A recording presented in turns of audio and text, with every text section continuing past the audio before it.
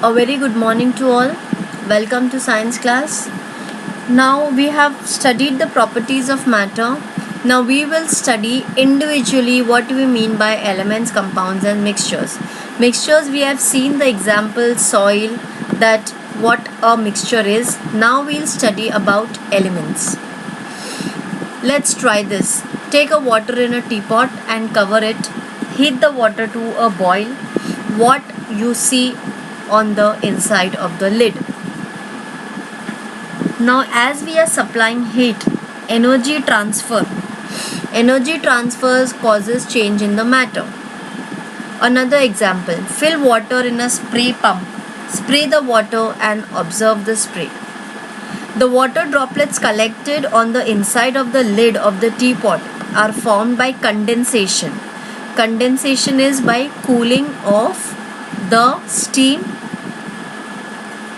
from the boiling water.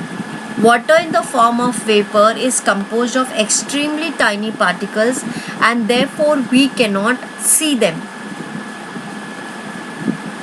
You will see that in the spray is also composed of small particles of water. Similarly, all substances are made up of extremely tiny particles. The smallest particle of a substance are molecules. A substance whose molecule is made up of one or more atoms which are exactly alike is called an element. We do not get different substances by decomposition of an element. The smallest particle of element are made of only one type of atoms. So if we are studying element, it is made up of only the same type of atom. We cannot see the atoms with the naked eye, we need microscope, but when crores of atoms come together, their total volume is large enough to be visible to our eyes. So to see atoms, we need an electronic microscope which magnifies the minute image into a big one and makes it visible to the human eye. So elements are those where same atoms, it contains the same atom. So the mass and volume of atoms of different elements are different.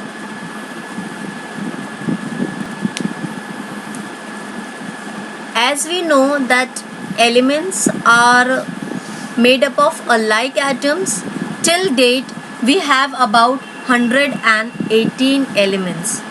That means total elements existing are 108. This is how the elements are arranged in a table. This is called as a periodic table. Periodic table, I had explained you, periodic change.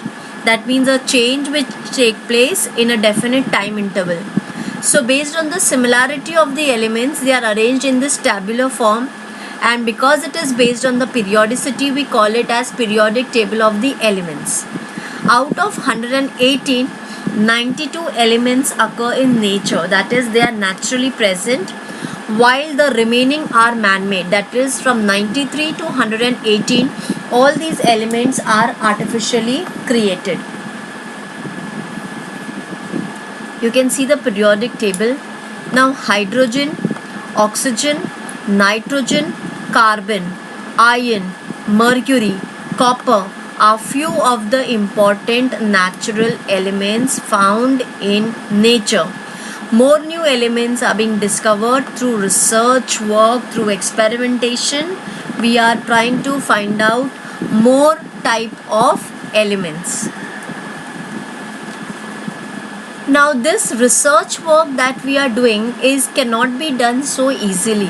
It takes a lot of effort and hard work of the great scientists to give us a research. Democritus named the small particle of elements atom because in Greek language atomos means indivisible. So what Democritus concluded was that the smallest part of the element cannot be further divided into smaller parts. Hence the name indivisible, and we call it as atom. This is derived by Democritus. John Dalton In 1803, John Dalton proposed this theory. In 1803, John Dalton proposed the theory of stating the atoms. He used certain symbols to represent elements. Now, every time we couldn't write the name of the element, so he used some symbols like copper, sulfur, hydrogen, oxygen occurs in nature in the gaseous. Two atoms of oxygen are joined to form a molecule of oxygen which has an independent existence. So atom form molecules. Oxygen in air is always in the molecular state. Just like atoms, molecules also cannot be seen with the naked eyes. So, to understand the difference between an atom and molecule, atom is the smallest part and atoms combine to form molecules. I hope I am clear with the concept of atom and molecule. Thank you.